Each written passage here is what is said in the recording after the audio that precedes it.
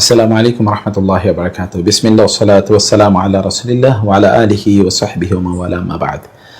আমরা কেবল শরীরের রোগ নিয়ে আমরা ব্যস্ত আছি, কিন্তু আমাদের অন্তরের রোগ তার চেয়ে আরো ভয়াবহ।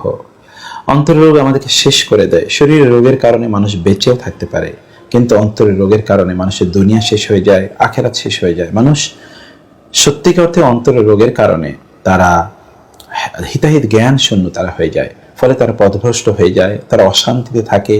বহু লোক তারা অন্তরের রোগের কারণে তারা আত্মহত্যা পর্যন্ত করে। অন্তরের রোগগুলো আমরা চিহ্নিত করতে পারি না, এটা দুনিয়ার কোনো ডাক্তার চিহ্নিত করতে পারবে না। এটা চিহ্নিত করতে পারেন কেবল অন্তর্যামী, যিনি অন্তরের মালিক, যিনি অন্তরকে পরিবর্তন করতে পারেন বা করেন, সেই মহান রবি। ইয়া মুকাল্লিবাল কুলুব সাব্বিত কলবি আলা দীনিক। সেজন্য অন্তরের যে রোগগুলো কি কি রয়েছে এগুলো চিহ্নিত করা এবং এই রোগগুলো কিভাবে আমরা সারাতে পারি, সেগুলোর জন্য ঔষধ কি, কোরআন এবং সুন্নায় কি দাওয়া বা তার প্রতিষেধক বলা হয়েছে, সেগুলোকে ভিত্তি করে এবং আমাদের আমলগুলো কিভাবে এর উপর ভিত্তি করে আমরা পরিশুদ্ধ করতে পারবো, তার উপর একটা চমৎকার সিরিজ নিয়ে এসেছে কাশফুল প্রকাশনী। এখানে আপনারা দেখতে পাবেন, এখানে শেখ সালেহ আল মুজানজিদ হাফিজাহুল্লাহ এর অনেকগুলো বইয়ের এখানে অনুবাদ আছে। অহংকার, আসক্তি, নিফাক, ঝগড়া বিবাদ এবং দুনিয়ার মহব্বত প্রবৃত্তির অনুসরণ, ইখলাস এবং পরহেজগার, এই চমৎকার এই 8টি বইয়ের একটি সিরিজ আছে। এই বইগুলো আমি পড়েছি, বইগুলো অসাধারণ। আপনি যদি বইগুলো পড়েন ইনশাআল্লাহ তাহলে অনেক যেমন ঝগড়া বিবাদ, এটি নিয়ে এখানে কথা বলা আছে। ঝগড়া বিবাদ আমাদের মধ্যে কি কি সমস্যা তৈরি করতে পারে। আজকে আমাদের সমাজে ঝগড়া নাই, এটা কোথায়? আপনি এমন কোনো ঘর আপনি খুঁজে পাবেন না।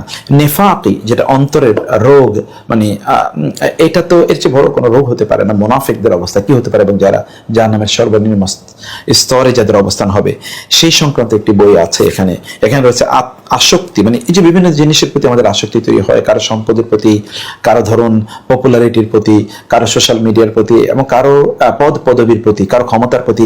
এই আসক্তি থেকে আপনি কিভাবে মুক্তি পাবেন সেটির ব্যাপারে এখানে বলা আছে। অহংকার তো আমাদেরকে শেষই করে দিচ্ছে, তাই না? মানুষ আসলে জানে না কি নিয়ে তার অহংকার করা দরকার, কিন্তু সে অহংকার থেকে আপনি বাঁচবেন কিভাবে সেটি এখানে বলা আছে। আর একটি দুনিয়ার মহব্বত তো আমাদের সকল অপরাধের মূল। সেই দুনিয়ার মহব্বত, এটি আপনি কিভাবে কাটিয়ে উঠবেন, অথবা দুনিয়া আপনার কতটুকু প্রয়োজন তা কিভাবে আপনি অর্জন করবেন, এবং অন্তরের মধ্যে দুনিয়ার মহব্বত যেন তৈরি না হয়, সেটা থেকে বাঁচার উপায় কি, সেটি এই বইয়ের মধ্যে বিস্তারিত আলোচনা আছে।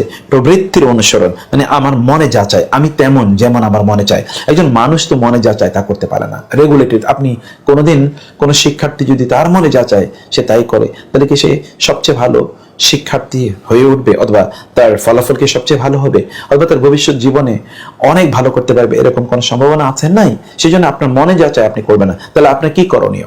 প্রবৃত্তিকে নিয়ন্ত্রণ, আপনার নফসকে নিয়ন্ত্রণ করতে চান, আপনার ডিজায়ার্স, ক্যাপ্রিসেস ইত্যাদিকে কিভাবে নিয়ন্ত্রণ করবেন সেই কথাগুলো এখানে বলা আছে। ইখলাস, সব কাজ যেন আপনি কেবল আল্লাহ সন্তুষ্টির জন্য করেন। তাহলে ইখলাস অর্জন করার জন্য আপনার এবং আমার করণীয় কি? ইখলাসগুলো ধ্বংস করে দেয় কোন কাজ বা কোন জিনিসগুলো, সেটি এখানে বলা আছে। এবং পরহেজগারি, আমরা আসলে আমাদের আল্লাহ সুবহানাহু ওয়া তাআলার প্রতি আমাদের যে ইবাদত, এই ইবাদতের মূল ভিত্তি কি, ইবাদতগুলো আমরা কিভাবে সম্পাদন করব, কোন ইবাদত আল্লাহর কাছে সবচেয়ে বেশি প্রিয়, এই বিষয়গুলো এখানে বলা আছে। এবং ইবাদতের প্রতি আপনার মনোনিবেশ আপনি কিভাবে তৈরি করবেন সেই কথাগুলো আছে।